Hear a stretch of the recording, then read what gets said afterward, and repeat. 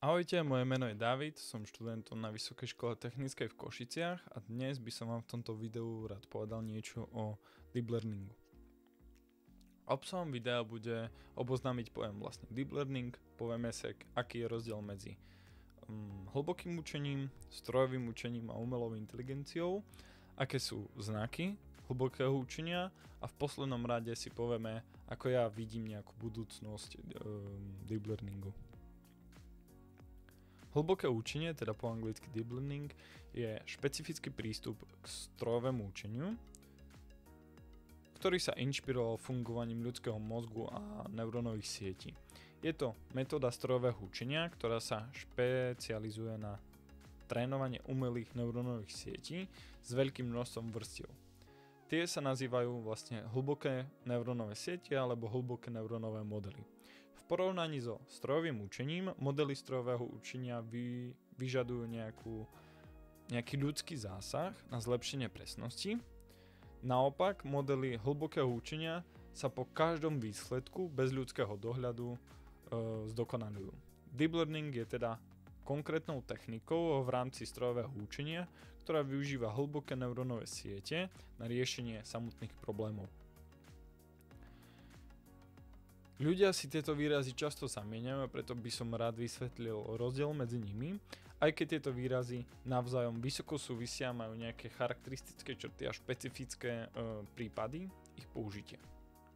Umelá inteligencia sa zaoberá vývojom počítačových systémov, ktoré riešia rôzne úlohy, problémy a robia rozhodnutia napodobňujúce vlastne ľudské kognitívne schopnosti. Teda vykonávajú úlohy, ktoré inak vyžadujú nejakú ľudskú inteligenciu. Strojové učenie a hlboké učenie sú potom subdomény umelej inteligencie, teda nejaké jej vetvy.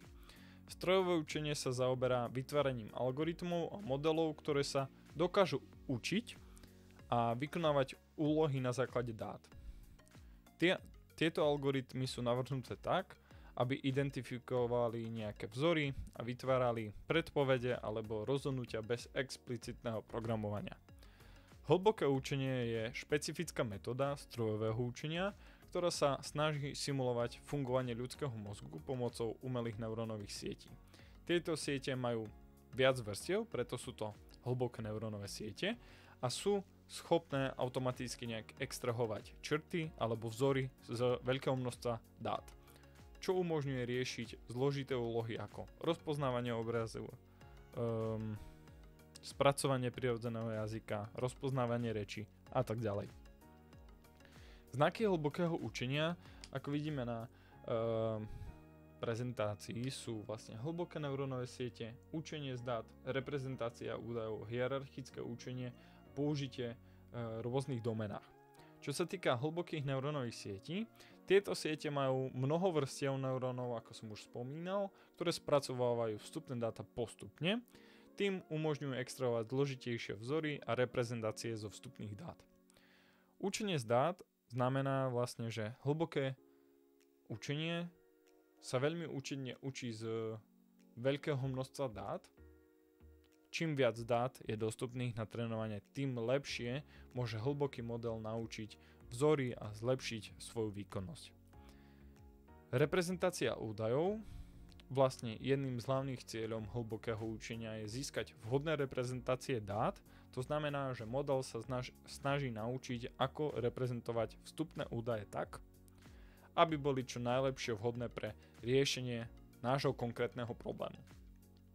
Čo sa týka hierarchického učenia, hlboké neurónové siete majú nejakú hierarchickú štruktúru, kde každá vrstva modelu extrahuje abstraktnejšie funkcie a vlastnosti z údajov. To umožňuje postupne zlepšovať